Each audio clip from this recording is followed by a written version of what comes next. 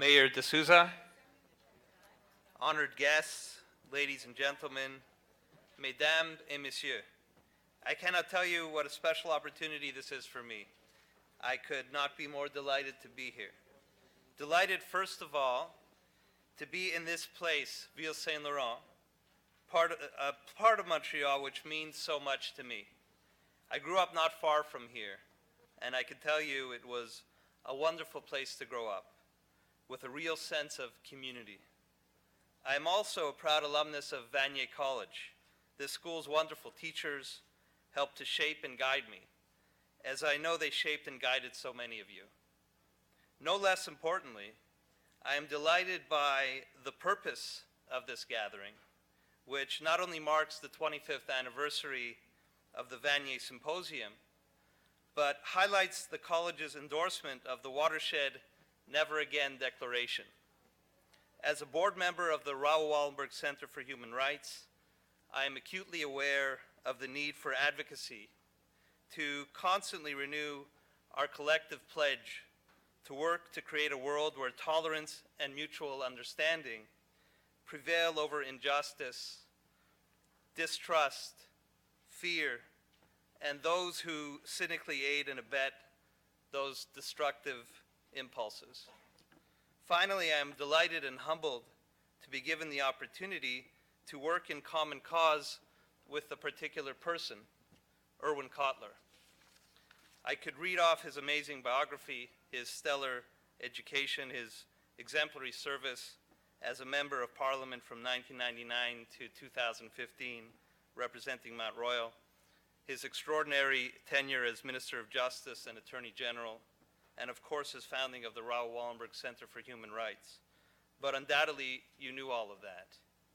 I would instead like to speak about Irwin Cotler on a very personal level, beyond all of his well-deserved accolades and honors, including being named to the Order of Canada. He is above all a kind, generous, and humble man. In my own life, I have been fortunate enough to have had 2 or 3 individuals who have taken the time and had the patience to help guide and instruct me. The most important was a professor when I was at McGill Law School, yes, Irwin Cotler. I was very young and he was already renowned and universally respected, but he did not hesitate to be generous with his time and advice. In the decades since, he has been a constant source of wise counsel and true inspiration. This made me realize that no matter how busy one is or how exalted one's position, there should always be time set aside to give back. So that is how I would like to introduce a man who was my teacher and mentor, a person I now count as a friend, and who is indeed a friend to all those who seek justice and fairness in Canada and throughout the world. I give you Irwin Cotler.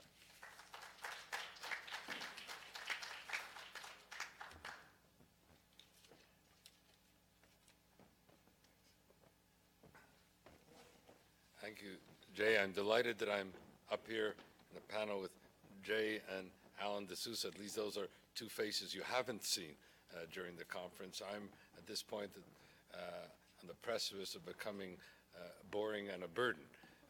But fortunately, I'm going to be sharing with you the contents of the Never Again Declaration, which I'll do in a moment. But I just want to say with regard to Jay Rosenzweig, because it may not be all that well known. He didn't mention that for us, he's an inspiring member of our Raoul Wallenberg board, and that I mentioned now that he was the best of my students. But Jay, as a law student, was writing then, and his papers then were on the subjects of justice and accountability.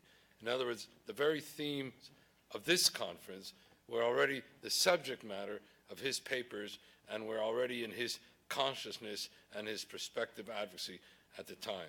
And more recently, he issued yet again his annual report on women and in positions of corporate leadership and the need for the empowerment of women to bring about gender equity and gender equality in the boardrooms of the nation, and this report has been heralded not only in Canada but internationally. It's become a template for how to empower women leadership and do so in a way that they are at the forefront, not only in the corporate boards, but also in the general political and other decision-making bodies of our country. So, Jay, we owe you really a debt of gratitude for that annual and inspired report.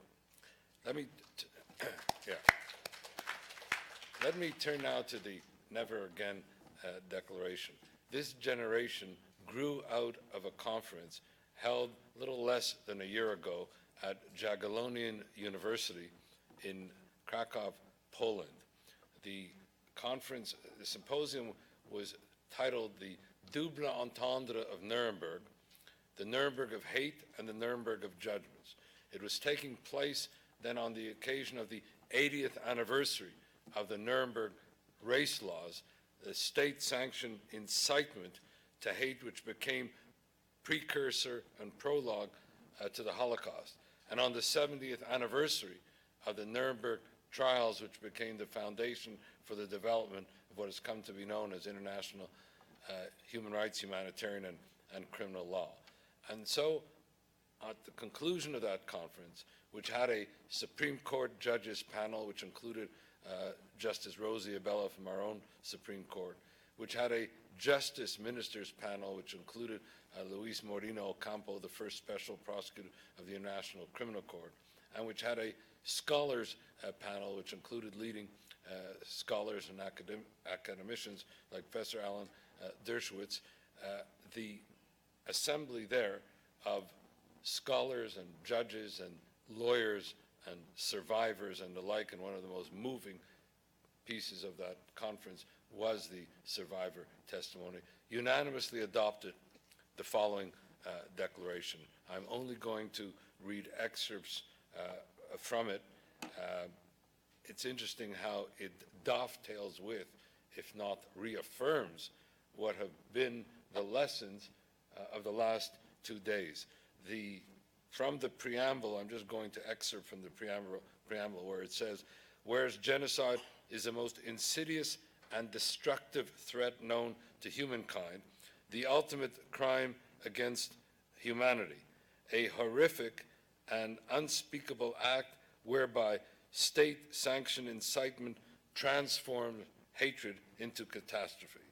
And then continuing in the preamble, whereas the 20th century, which adopted the Genocide Convention and the Universal Declaration of Human Rights, was also, and this was the theme of our remarks the last 2 days, was also the century of multiple preventable genocides and mass atrocities, continuing also into the 21st century. And though it doesn't mention this, it incorporates by reference, in effect, what have been the genocides in the 21st century. I'm referring also to, and which have been discussed here, Darfur, Syria, the terrible genocide of the Yazidi, and of course the reference that was made to the Roma situation that was part of the 20th century but has yet gone unaddressed in this context. Whereas indifference and inaction have led to such mass atrocities and genocides. Whereas the danger of genocide and mass atrocity shall never cease unless the lessons of genocides past are both heeded, and the important words, and acted upon. We, parliamentarians, political leaders, and representatives of civil society from around the world, hereby affirm. And now I'm going to summarize the lessons affirmed in this declaration, which, as I say, dovetail with what we have been hearing during this conference. One, the danger of forgetting, le devoir de mémoire, the imperative of remembrance, that mass murder is not a matter of abstract statistics. Unto each person there is a name, each person has an identity, each person is a universe. Whoever saves a single life, it is as if he saved an entire universe. Whoever kills a single person, it is as if he murdered an entire universe. And so the first lesson is the one that we have to take home with us. And that's the lesson I close. And so the abiding imperative which we must imbibe and act upon, we are each, wherever we are, the guarantors of each other's destiny. The second lesson, the danger of state-sanctioned incitement to hate and genocide, the responsibility to prevent. And I'll just excerpt from it. Incitement to genocide is not merely a warning sign of preventable tragedy. It is itself an international crime prohibited in the Genocide Convention. We have a responsibility to recognize, address, and redress this crime against humanity. The third, the danger of anti-Semitism, the responsibility to combat the oldest and most enduring of hatreds. And as has been said in this conference and as mentioned here, as we have learned only too well, while it begins with Jews, it does not end with Jews. We have a responsibility to prevent and combat this insidious hatred.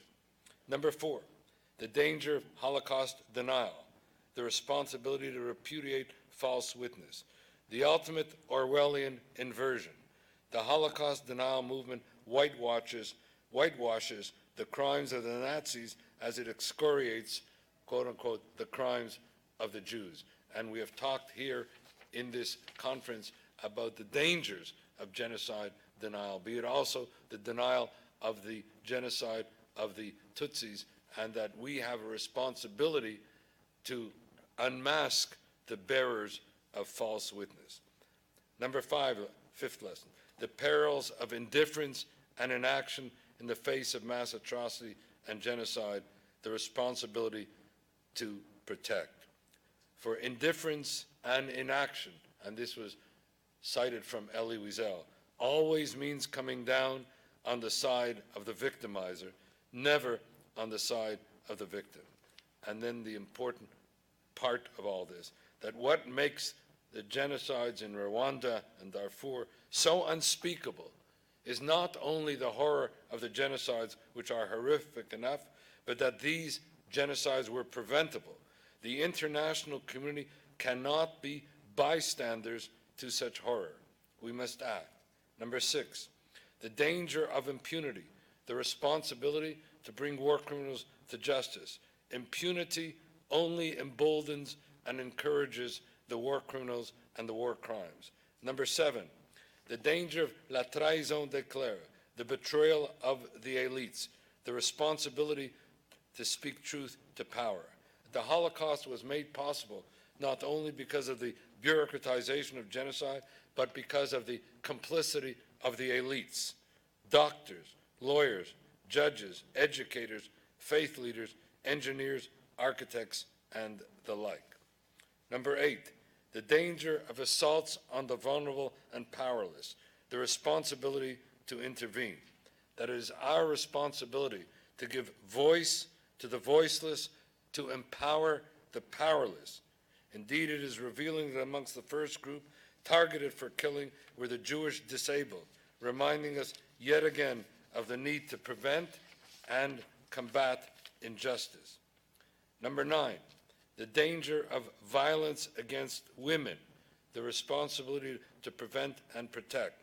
Simply put, significant numbers of the world's population are routinely subject to rape, assault, torture, starvation, humiliation, mutilation, and even murder simply because they are female. And so 70 years after the Holocaust, this lesson remains to be learned and acted upon, whether we speak of the horrific crimes against women in the Democratic Republic of the Congo or Syria or elsewhere. Number 10, the danger of mass atrocities against children, the responsibility to prevent and protect, that we have yet to learn from this most horrific of horrors, let alone act upon it.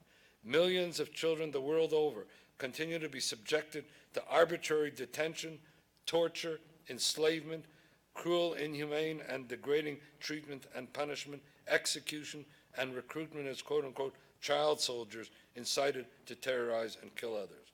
Number 11, the danger of the bystander community, the responsibility to remember and pay tribute to the rescuers, the righteous among the nations, of whom the Swedish non-Jew Raoul Wallenberg, characterized as the greatest humanitarian of the 20th century, is metaphor and message. Raoul Wallenberg demonstrated how one person with the compassion to care and the courage to act can confront evil and transform history. Number 12, the imperative to respect the legacy of the survivors of the Holocaust and other genocides, the legacy of light that emerges from the darkest of hatred. We must remember and honor the survivors of the Holocaust and other genocides, the true heroes of humanity, for they witnessed and endured the worst of inhumanity, but somehow found in the depths of their own humanity the courage to go on to rebuild their lives as they helped build our communities. And the declaration closes with the following words, which I leave to you and for us to internalize and act upon. And the words are as follows. We remember and pledge. Never again will we be indifferent to incitement and hate. Never again will we be silent in the face of evil. Never again will we indulge racism and anti-Semitism. Never again will we ignore the plight of the vulnerable. And never again will we be indifferent in the face of mass atrocity and impunity.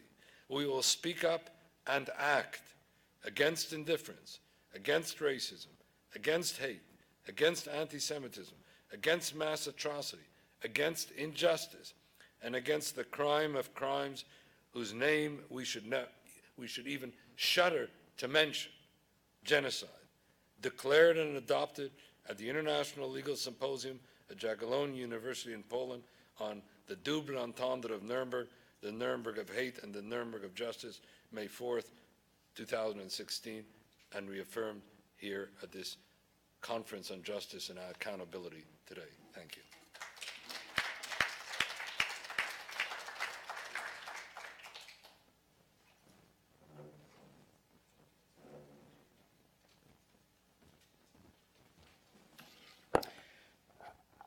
Good evening, everyone.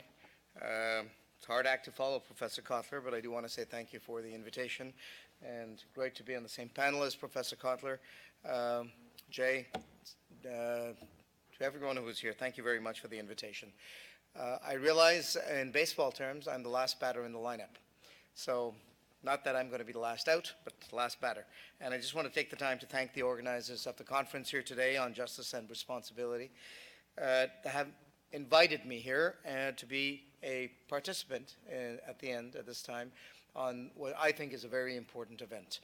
Last November, my community in Saint Laurent and myself joined as supporters of this event, and it's amazing how fast this event, Marlene, congratulations on what you've done to make it happen. And I am very, very thankful. And I'm very, very thankful to be able to be associated with such an important event. Throughout the last 2 days that were packed to the brim with thoughts and ideas and things that had to be said, I think we've had the privilege and the opportunity to hear well thought out analysis, more than just statements of principle, but basically things that are pertinent and relevant of subjects that are today important elements and important discussion items.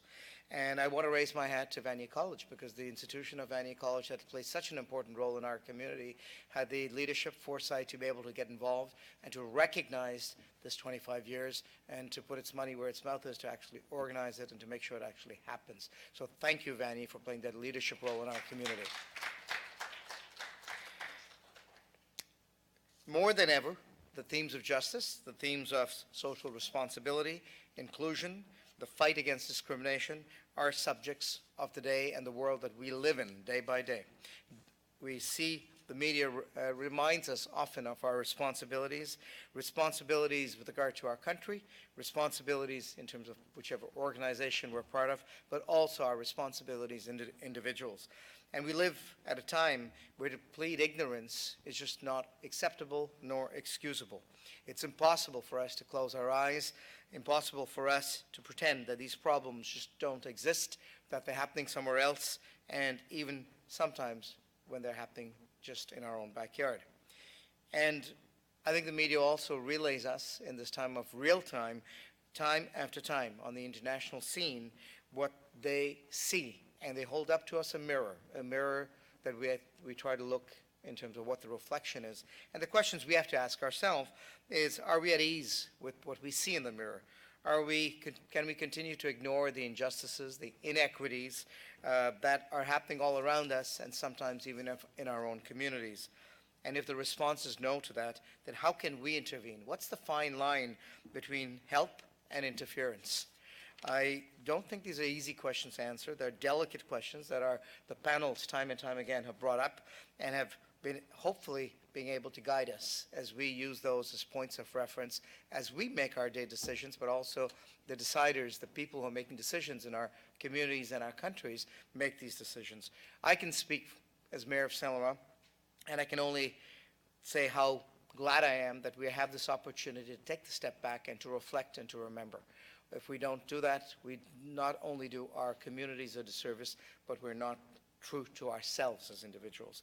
We have a large population that I'm sure you all know come from all walks of life and from all over the world. 81% of the people who live in our community were born outside Canada, who has a parent who was born outside Canada. And so if anyone is sensitive to these sensitivities, well, let me say that we are.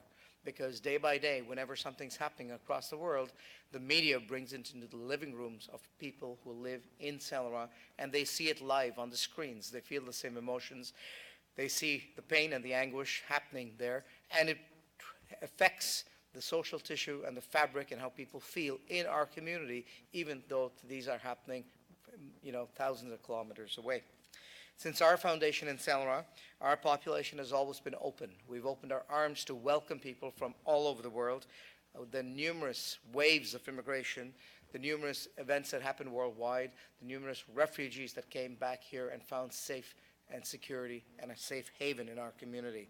And many of these communities come from communities that were victims of persecution, of genocides, and also of the Holocaust. The question has to be asked, is this large diversity of many pathways and many origins, does thus give our community a better respect, a more sensitive respect for the differences that we have, for this harmony that we have currently among religions that characterizes our community? Or is it also the action of ongoing work that we try to do on a day-by-day basis that makes this notion of peace and harmony something that is valued in our community and allows us to do? I would suggest that both hypotheses reign true. Both hypotheses play a role.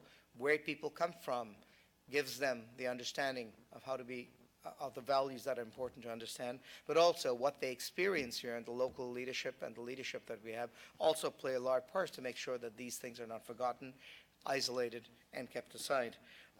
This openness to individual rights, this openness to the values that are important, we try to emphasize regularly to make sure that these are reinforced, and events like today can only help make that happen for us. So it's an ongoing process. It's always a work in progress. It's not something that could be taken for granted. It's important for us to remember, and history has too often, unfortunately, showed us that people forget. And that's why these conflicts, which could occur many times over the world, are often the result of people not remembering. We have to make sure that we preserve that ability to remember and those references where people can hark back to allow them to remember even though times change. The workshops, the tables, the round tables, the exchanges that you've been part of over the last 2 days have not, and I don't think can be, envisioned to bring solutions to everything and all the problems of our times.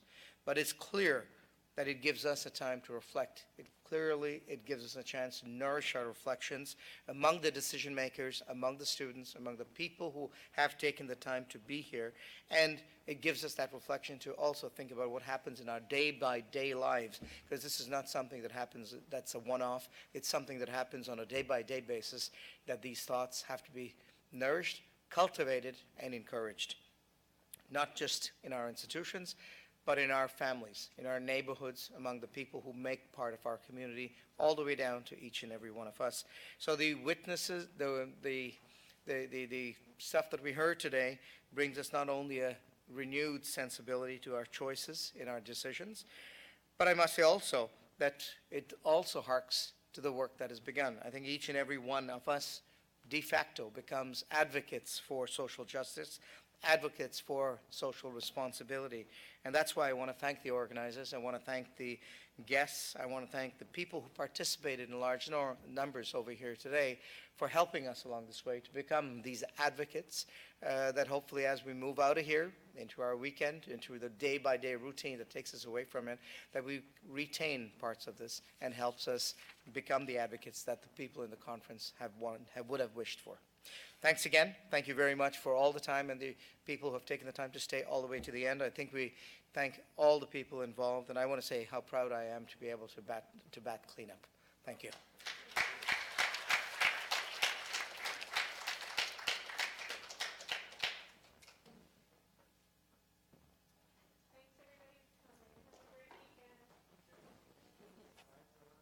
Thank you to Marlene and to all those who are working with her here at Vanier. Thank you.